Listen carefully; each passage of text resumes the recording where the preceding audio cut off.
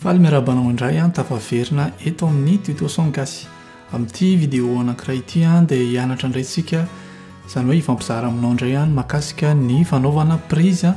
ana gitara akoustique. Isan'ny instrument sarotsarotra alaina feo, izany hoe mila finesse, mila ketrika tsara ny maka feo an'ireny gitara akoustique ireny mba hampivoaka azy tsara sy araka ny tokony ho izy. Tsy ampiandrilanao fa ho arahantsika ato anatin'ity vidéo ity daholo ny fikafika sy ny exigence rehetra ilaina mba azahoanao mahazo son tsara rehefa manao prise na gitara akoustique ao amin'ny studio.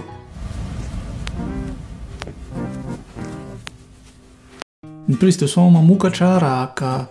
instrument anankiray indrindra fa ny gitara akoustique dia manomboka amin'ny corde vaovao, izany hoe mividy corde vaovao ianao apetaka ao aminy eo dia manarak'izay régler tsara sy accorder tsara ny gitaranao mazava ho azy. Gitara accordé tsara no alainao rehefa hanomboka hanao prise ianao. Zavatra hitantsika amin'ny ankapobeny ny olona rehefa manao prise na gitara dia mazana alainy amin'ny prise jack ilay izy. Atoroko anao tahaka ny eto amin'ity gitara ity misy an'ity prise jack ity dia alain'ny olona avy eo amin'io ilay son an'ilay gitara akoustique. Dia izay zavatra izay mihitsy nefany no tokony hialana raha ohatra ka haka son ana gitara akoustique ianao. Fa mialohan'izay aloha dia zavaiko anao ny fandehan'ny micro mipetaka amin'ireny gitara akoustique ireny. Ao anatin'ny vatan'ny gitara akoustique dia misy karazana micro mipetraka arakarak'ilay izy, misy micro piezo na misy micro contact. Atoroko anao kely eto amin'ny sary ilay izy. Matetika ny micro piezo dia mipetraka ato ambanin'ity chevalet ity. Dia iny micro iny no préamplifier n'ity préampli ity dia izay vao mivoaka makaty amin'ny jack zany. Fa arakarak'ilay gitara ilay izy, misy karazana gitara indray misy micro contact ato ambany ato na misy izy misy anankiroa ihany koa arakarak'ilay modèle an'ilay gitara akoustique izay dia ianao no miregle azy eo mba azahoanao ny sonany. Ny karazana micro piezo tsy voatery hoe amina gitara akoustique ihany koa nefa misy azy fa misy amin'ireny gitara électrique ireny ihany koa. Atoroko anao eto misy an'ity gitara électrique anankiray ity gitara hybride izy ity Parker moa izy ity karazana mitovy amin'ireny Godin ireny hybride, izany hoe sady misy feona gitara électrique izy no misy feona gitara akoustique. Tsy tena hoe feona gitara akoustique moa izany fa feo avy amin'ny micro piezo satria ato amin'ny chevalet an'ity ihany koa dia misy an'ilay micro piezo tahaka an'ilay tamin'ny gitara akoustique teo. Izany hoe ity gitara ity sady afaka mahazo son électrique izy, mahazo son akoustique izy, mahazo son izy roa mitambatra na hoe ny ilany akoustique ny ilany électrique ohatran'ireny gitara Godin ireny fa eto zao dia Parker ny marika aneto. Dia arak'izay hitanao zay fa na gitara électrique na gitara akoustique ny inona zany gitara dia afaka ametrahana an'io micro piezo io mba azahoana son an'ilay corde tahaka ny akoustique. Raha alainao amin'ny jack zany ilay gitara akoustique ka ilay micro piezo izay mipetaka ao anatiny no ampiasainao dia tsy hitanao akory izay tena hoe mahason an'ilay akoustique azy satria raha kipinao ny masonao dia mitendry an'ireo gitara anankiroa ireo dia samy mampiasa micro piezo tsy hoe nosofinao mihitsy hoe iza ilay takamina dia iza ilay Parker. Dia miverina amin'ilay resakitsika teo tsika hoe raha ohatra ka maka an'ilay son amin'ny alalan'ilay jack tsika amin'ny gitara akoustique dia tsy intéressant ilay son azo avy amin'iny satria tsy mahazo équilibre na son akoustique tsara tsika. Indrindra fa raha ohatra hoe olona mpitendry gitara akoustique tsara vao maheno an'ilay gitara amin'ny feo amin'ny sofina izy dia eny hoe tsara zany feo zany rehefa alaina amin'ny jack ilay izy dia lasa misy fiovana ilay son. Dia mazava ho azy zany fa ny fanaovana prise na gitara akoustique ao amin'ny studio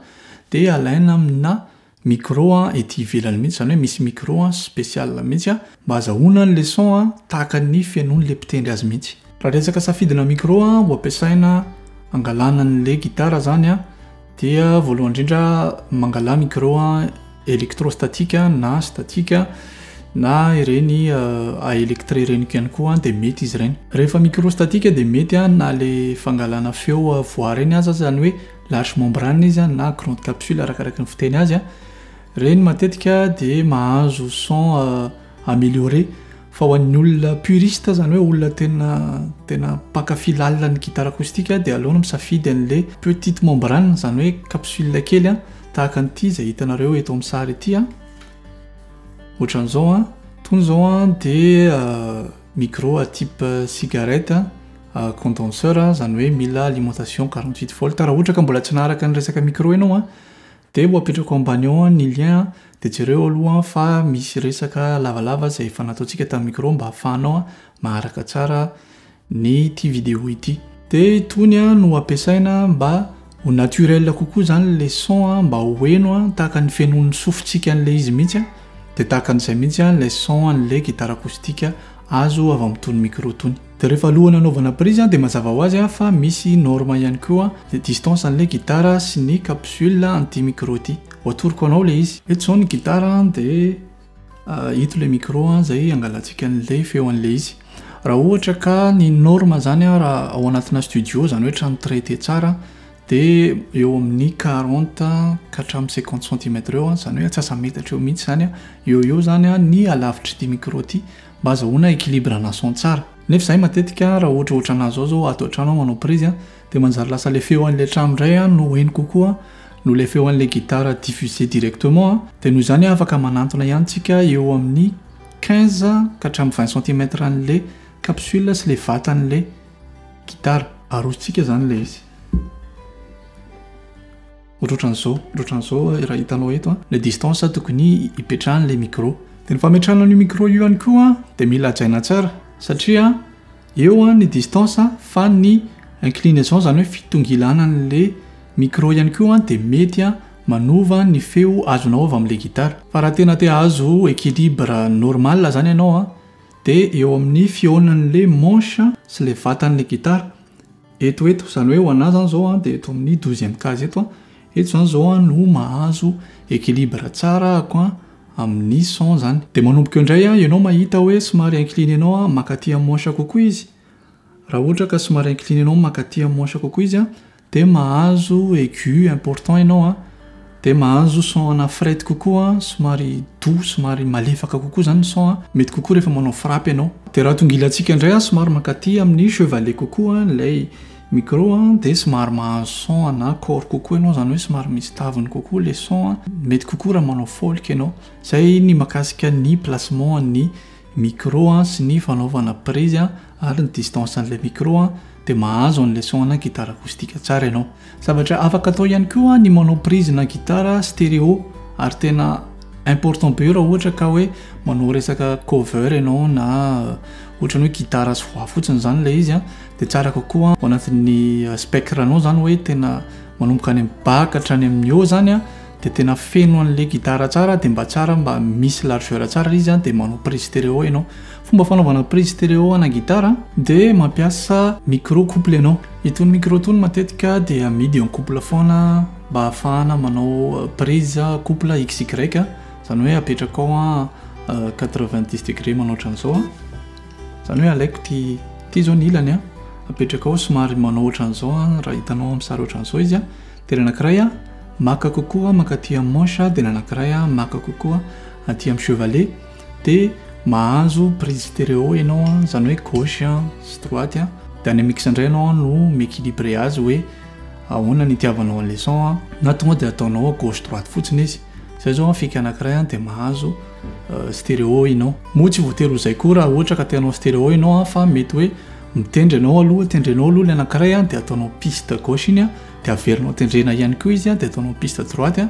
dia misy somary tsy miaraka kely iny izy dia iny mihitsy manome an'ilay largeur tsara dia mahazo son mahazo largeur stéréo mahafinaritra be ianao raha ohatra ka indrindra hoe guitare sy voix fotsiny zany ny feon'ny guitare izay tendrenao ihany koa dia azonao ihany koa arakaraky ny médiator izay ampiasanao raha ohatra ka mampiasa médiator malefaka be ianao dia maheno feo ana médiator miklaky kokoa ianao dia somary miklaky kokoa le son somary mahazo aigu équilibre mahafinaritra kely raha ohatra ka manao frappe ianao dia tsara mampiasa an'ireny médiator tena farak'izay malefaka reny mahafinaritra be ny son azo avy amin'ireny dia raha ohatra indray ianao nefany ka mampiasa médiator somary matavitavy dia somary tombotombo ny son azonao fa somary mafana kokoa zany hoe arakaraka ilay médiator ampiasanao dia efa manova an'ilay son azonao amin'ny prise zany eo ihany koa rehefa mitendry dia misy le feona rehefa manova accord matetika dia misy an'ireny ohatran'ny misifla kely ireny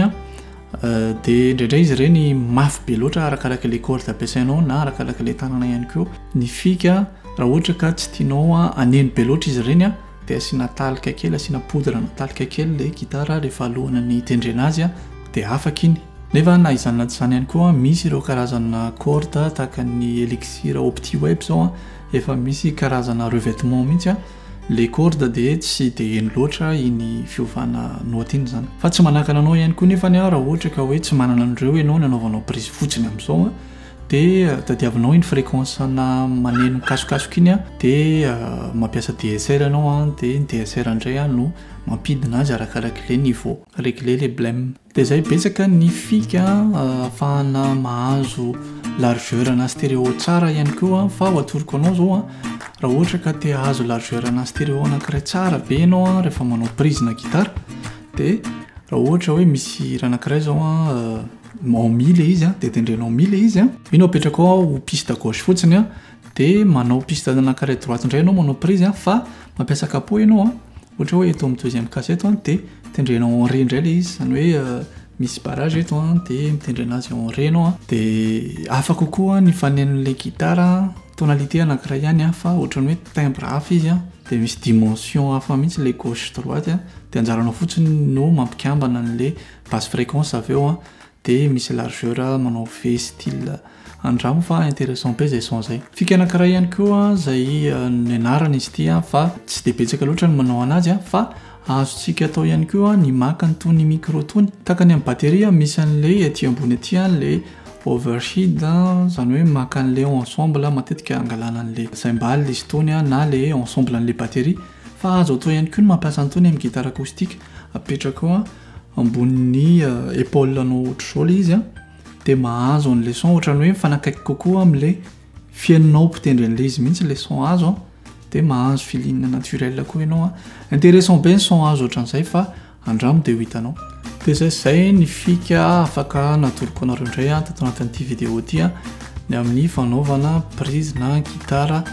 amin'ny studio. Fa na izany izany nefa misy mampiasa anazy en live tahaka ny John Mayer zao be dia be ny artiste na manao live azy izy dia mitendry gitara tena acoustique mihitsy fa tsy alainy avy amin'ny jack fa alainy amina karazana micro dia mahazo an'le chambre acoustique mahafinaritra be. Betsaka ny gitara haut de gamme tahaka ny reny Martin reny Taylor reny misy isan-karazany izay mety tsy ho voatonoko eto fa mety mihevitra ianao hoe raha lafo be ny gitaranao ohatra hoe mety any amin'ny 4000 € any vidina Martin dia mieritretra ianao tena tsara be izy rehefa alaina amin'ny prise jack fa na ry zareo artiste malaza ireo ary rehefa manao prise ao amin'ny studio dia alaina amin'ny microphone le izy. Na izany na tsy izany nefany mety ho alaina ihany le amin'ny jack iny mba ho fanampiny satria rehefa manao prise ianao dia indraindray misy zavatra tsy équilibré azonao nefa mety hanampy anao ihany le son le azo avy amin'le micro piezo dia mety ho ilaina ihany le izy arakaraka izay ilavanao azy. Fa raha tena te azo an'le son acoustique sy le son tsara ianao son vazaha ozy zalahy dia alaina micro le izy. Dia izay ry zalahy ny makasika ny contenu anito mino fa misy zava-baovao ny anaranao tato anatin'le izy raha ohatra ka mbola misy zavatra mbola tsy fantatrao mihitsy fa zao vao hitanao na zao vao heninao dia mba lazaonao amin'ny commentaire hoe mba ho hitantsika hoe manahoana sy manahoana ny fiovahanao. Raha ohatra koa ka hainao mihitsy le mpanao an'le prise fiche jack reny dia mba lazao hoe mety ho intéressant ihany ve le son azonao sa efa nanandrana an'le naka tamin'ny micro ianao fa mety hoe tsy tianao. Raha ohatra ka misy feoana gitara tena isan'izay mba tianao koa dia mba lazao hoe inona le gitara tena mba tianao kokoa ny feony fa mba malinana koa no mijery an'ireny commentaire anareo ireny dia eo amin'izay no ametrahako mandra-piona aminareo indray.